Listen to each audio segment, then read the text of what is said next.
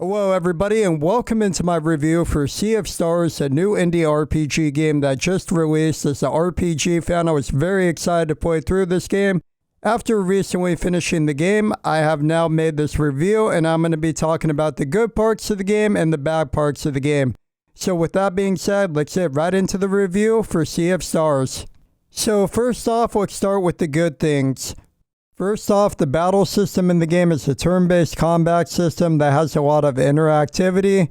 So basically, whenever you're about to attack an enemy, you press a button right before the attack hits, and you're able to do more damage to them. In addition, when enemies attack you, you also can press a button right before their attack hits to lower the amount of damage that they do to you with their attacks. Another really good part of the battle system is also that when enemies are about to do attacks, they charge up and you can see how many turns until they're about to do an attack.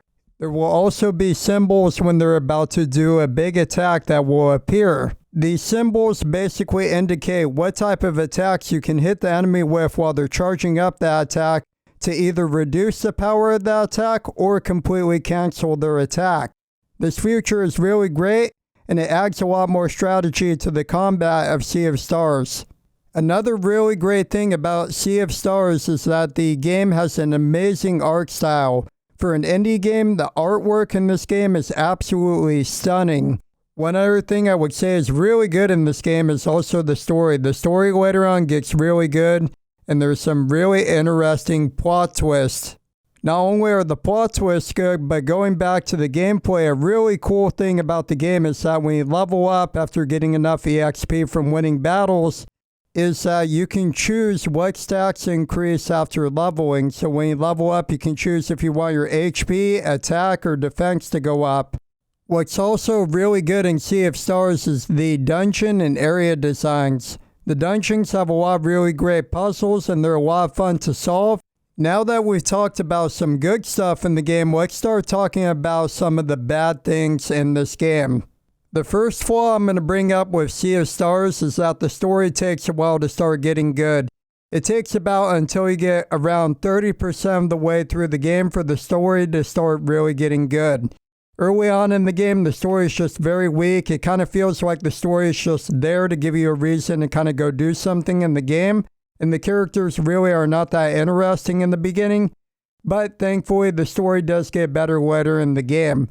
A second flaw I would say with Sea of Stars is that the game has a true ending, but the game never gives you any clues about it. If you don't look up a walkthrough online, you will never find out about the true ending unless you hear about it from somebody else, or you collect literally everything in the game and you go for 100% playthrough yourself. So it's very easy to miss if you're not playing through the game the first time with a walkthrough or anything like that. The next flaw with Sea of Stars is that the game has too little character skills. Other reviewers have mentioned this and criticized it. So basically in Sea of Stars, you only get 3 skills per character plus an ultimate ability. And as soon as you get a character, you already have 2 out of their 3 abilities learned. So you only get 1 more skill for them and an ultimate ability the rest of the entire game. And this is a 20+ hour RPG game. One other part of the game I feel I need to address in this review is that character progression is very limited in this game.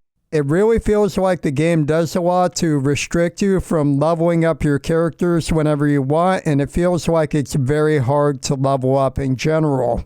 To get enemies to respawn in an area, you basically got to completely exit out of an area with enemies and then go back out into the world map.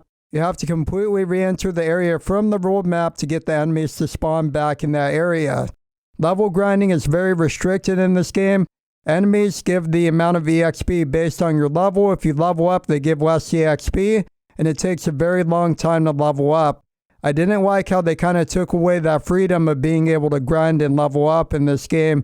My last flaw to criticize the game for is one part of the game I was fighting a boss and I was playing the PS5 version, and basically in the middle of the boss fight I got to the 3rd phase of a 3-phase boss fight and the game had a game-breaking glitch.